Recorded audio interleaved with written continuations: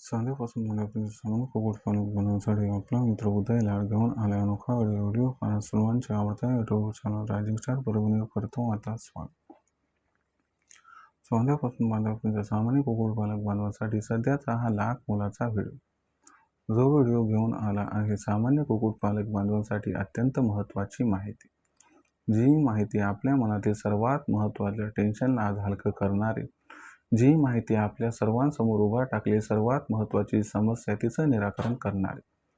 जर सामान्य कुक्कुटपालक बांधवांसमोरील सध्याची सर्वात महत्त्वाची समस्या म्हटलं तर ही समस्या अशी की त्यांना लाईटशिवाय ब्रूडिंग करता येत नाही. आता तुम्ही म्हणाल की सर ब्रूडिंग तर लाईटशिवाय शक्यच नाही. पण मित्रांनो, एक अशी संकल्पना तुमच्यासमोर सादर करणार आहे की ज्यामुळे लाईट नसेल तरीसुद्धा आपण 100% करू शकतात कोंबडीच्या पिल्लांची ब्रूडिंग. मग लाईट नसेल तर कोंबडीच्या पिल्लांची ब्रूडिंग ही 100% होऊ शकते का? आणि लाईट नसेल तर कोंबडीच्या पिल्लांची ब्रूडिंग ही व्यवस्थित होऊ शकते का? आणि लाईट नसेल तर कोंबडीच्या पिल्लांची ब्रूडिंग करत असताना कोणती काळजीही घ्यायला हवी? ही जी महत्त्वाची प्रश्न, त्या सर्व प्रश्नांची उत्तरे आजच्या व्हिडिओच्या माध्यमातून आपल्याला दिली जाणार आहेत.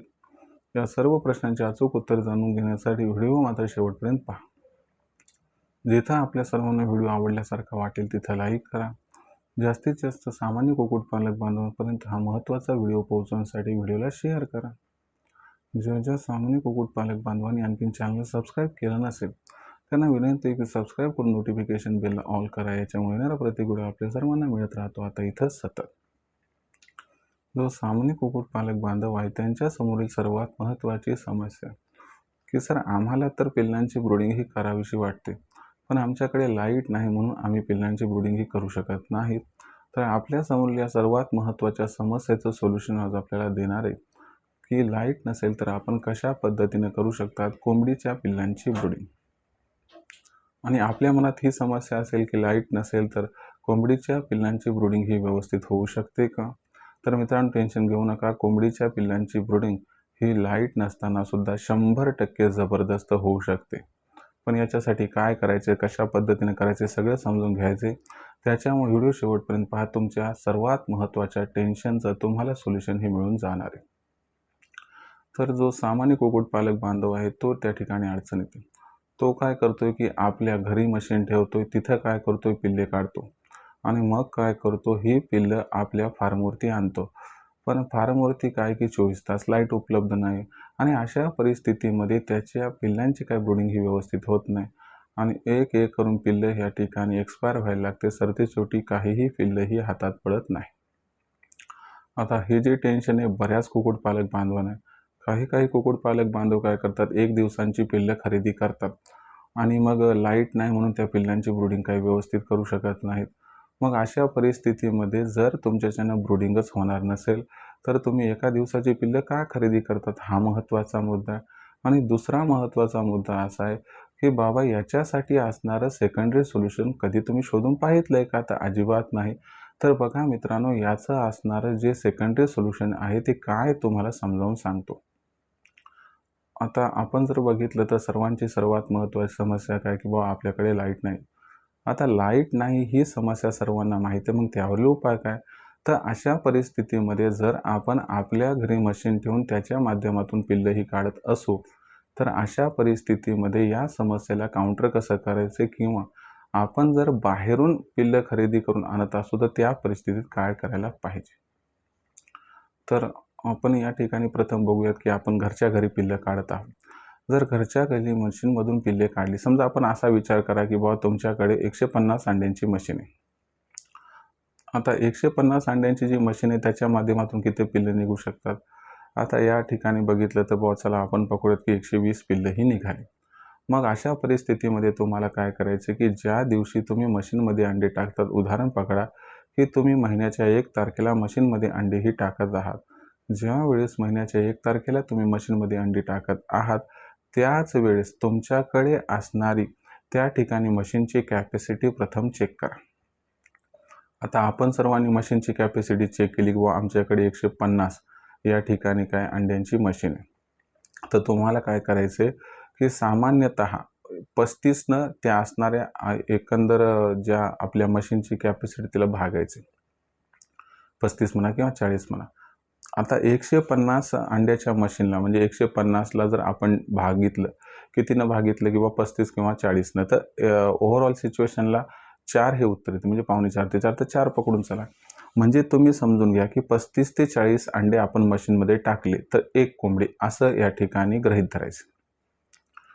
आता तुम्ही म्हणाल की ही भानगड काय? तर ही भानगड तुम्हाला समजावून सांगतो की समजा आपल्याकडे असणारी मशीन 100 अंड्यांची आहे. तर तिथं काय की 35-35चे 3 लॉट केले तर 105 होईल. म्हणजे तुम्हाला 3 कोंबड्या साईडला काढाव्या लागतील. मग अशा परिस्थितीमध्ये तुम्हाला काय करायचं की या ठिकाणी तुमच्या असणाऱ्या मशीनच्या कॅपॅसिटीनुसार 35 ते 40 अंड्यांच्या मागे 1 कोंबडी असं या ठिकाणी उदाहरण घ्यायचं आहे.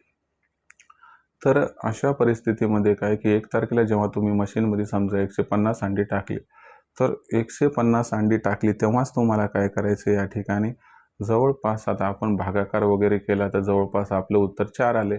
तर याच्यानुसार काय करायचं की 4 खुडूक कोंबड्यासुद्धा अंड्यावरती बसवायच्या.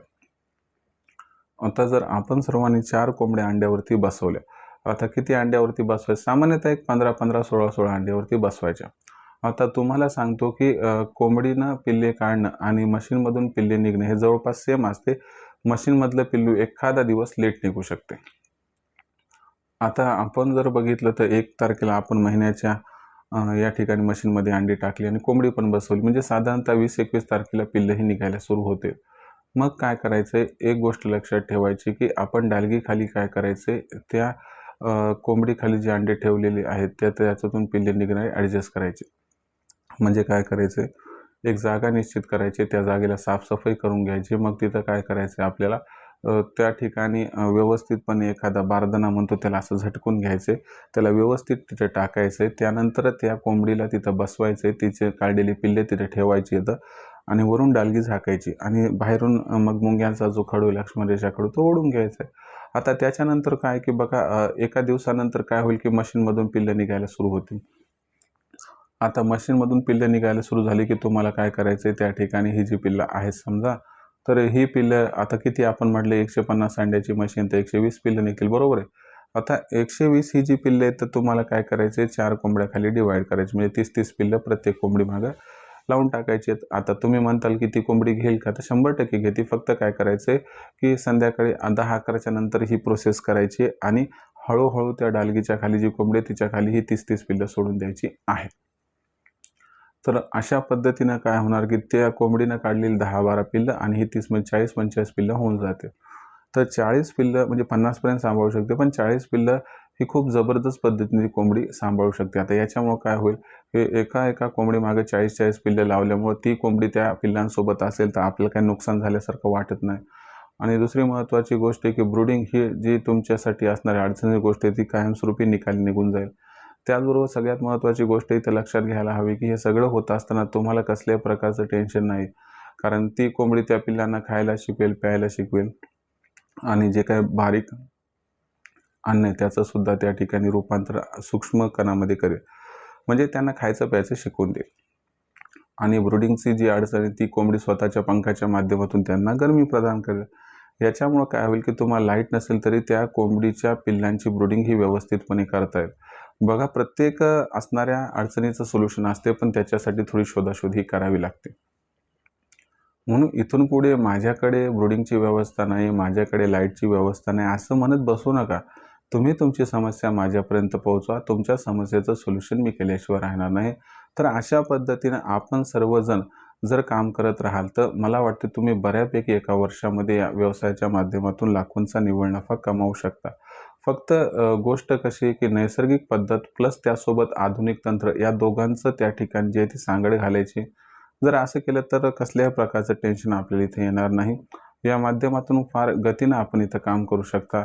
तर मित्रांनो असं करा की काही कोंबड्या घ्या आणि त्यासोबतच एखादी मशीन घ्या आणि मशीनमध्ये आणि कोंबडीखाली अंडे एकाच टाईमला टाका आणि खुळू कोंबडी सोबत ही पिल्लं सोडून द्या. तुमचं कायमचं ब्रूडिंगचं टेन्शन दूर होईल आणि तुम्ही एका वर्षात तुमच्यापाशी असणारी पिल्लांची संख्या ही कित्येक पटीनं वाढू शकता. आणि 1 वर्षभर अशी मेहनत केली तर तुम्हाला सांगतो या व्यवसायातून लाखोंचा निव्वळ नफा कमावण्यापासून आपल्याला अजिबात कुणीही वंचित करू शकणार नाही. तर मग अशा पद्धतीच्या संकल्पना ज्या आहेत त्या संकल्पना मी माझ्या ऑनलाईन ट्रेनिंग प्रोग्राम माध्यमातून सांगत असतो. मग अशा परिस्थितीमध्ये तुमचं म्हणणं असेल की सर आम्हाला सुद्धा तुमच्या ऑनलाईन ट्रेनिंग प्रोग्राममध्ये सामील व्हायचे.